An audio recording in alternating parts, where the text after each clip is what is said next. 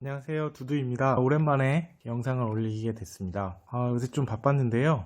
오늘 뉴스 기사를 하나 보다가 참 어이없고 분노를 하게 만드는 기사가 하나 있어서 그걸 한번 같이 공유해 보려고 합니다. 매일경제 mk.com, 네, 매일경제 김노을 기자라는 분이 쓴 기사인데요. 4월 25일, 그러니까 토요일 오늘 날짜로 쓰여진 기사입니다. 제목은 성병 옮았다. 약사 유튜버 야쿠르트 사생활 폭로의 유튜브 비공개라는 제목으로 되어 있습니다. 그 내용을 쭉 봤더니 발단은 여기서 시작합니다. 24일, 그러니까 4월 24일 한 온라인 게시판에 약사 유튜버 야쿠르트에 대해 폭로합니다. 약사 유튜버 땡땡땡땡에 대해 폭로합니다.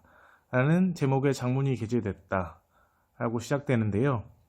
그 해당 글을 작성한 A씨라는 사람은 유튜버의 닉네임을 명시하지는 않았지만 야쿠르트의 유튜브 채널을 캡처한 사진을 첨부를 했다고 합니다. 그래서 결국 약사 유튜버 땡땡땡땡은 약사 유튜버 야쿠르트라는 분에 대한 이야기가 된 것 같습니다. 저는 이 약사 유튜브 야쿠르트라는 분에 대한 유튜브를 한 번도 본 적이 없어서 잘은 모르겠는데 되게 유명하신 분인 것 같습니다. 많은 분들이 보셨을 것 같은데요.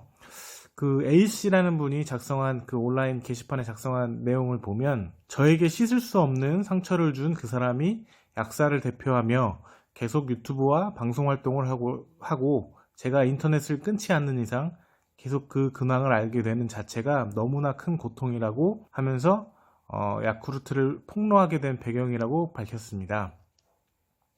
그 A씨가 작성한 것을 보면 야쿠르트 팬이었던 본인이 지난해 7월에 야쿠르트에게 DM을 보냈고 다이렉트 메시지를 본인이 직접 보냈고 이후 야쿠르트와 연락이 이어져서 계속해서 연락을 주고받는 사이가 됐다고 합니다. 그리고 그 이후에 야쿠르트의 제안으로 두 사람이 실제로 만나게 됐고 그 이후에 만남이 계속돼서 피임 기구 없이 억지로 관계를 했을 때 끊어냈어야 하는데 그저 그 사람과 더욱 가까워졌다고만 생각하고 상황을 분별할 수 없었다고 A씨가 그렇게 작성했습니다. 그리고 A씨가 계속 작성한 것을 보면 생리 중이거나 피임약 부정출혈로 피가 나올 때도 피임기구 없이 계속 관계를 가졌고 생리대를 차고 있을 때도 준비 없이 차에서 관계를 갖기도 했다고 적고 있고 오히려 야쿠르트가 이것이 더 안전하다며 안심시켰다고 하는 글도 적혀 있습니다. 약사가 하는 말이고 좋아하는 사람의 말이라 아무 의심 없이 믿었다고 A씨는 주장했습니다. 근데 뒤에 또 반전이 있습니다. 야쿠르트와 성관계 이후 헤르페스 E형, 유레아 플라즈마, 라이티쿰 등 성병에 걸렸다고 A씨는 말하고 있습니다. 그래서 A씨가 병원에 방문했고 병원에서 그 사실을 알게 된 이후에 바로 나오자마자 통화를 했는데 성병에 옮았다는 이야기를 하자마자 야쿠르트가 많이 당황해했다고 합니다. 그러면서 울먹이는 A씨 본인에게 왜 내가 전염시킨 것처럼 이야기를 하냐며 나중에 이야기를 하자고 야쿠르트가 이야기했다고 합니다. 그리고 그 통화가 있은 후 몇 시간 뒤 별거 아닌 바이러스지만 미리 이야기 안 한 것은 미안하다 하고 메시지를 보냈다고 합니다. 그리고 야쿠르트는 지금 너무 바쁘고 자신에게 중요한 순간이라 여자친구를 만들고 싶지 않다고 그렇게 말했다고 합니다. A씨는 그 말이 야쿠르트다운 답변이라고 생각해서 더 이상 실망할 것도 없었고 그대로 받아들였다고 합니다.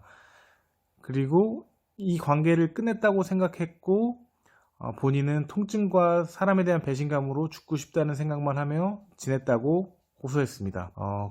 이미 자신에게 성병이 있는 걸 인지하면서도 최소한의 안전장치도 없이 계속 관계를 하고 미리 이야기도 해주지 않았던 것, 제가 성병에 옮은 것을 알고 회피하며 절 버렸던 것, 그리고 다시 찾아와서도 저를 그저 잠자리 도구로만 생각하며 자신의 즐거움만 위해 절 이용했던 것, 이 모든 것들은 그 사람에게 얻은 육체적인 피해보다 더 아픈 마음의 상처라고 A씨가 야쿠르트를 비판했습니다.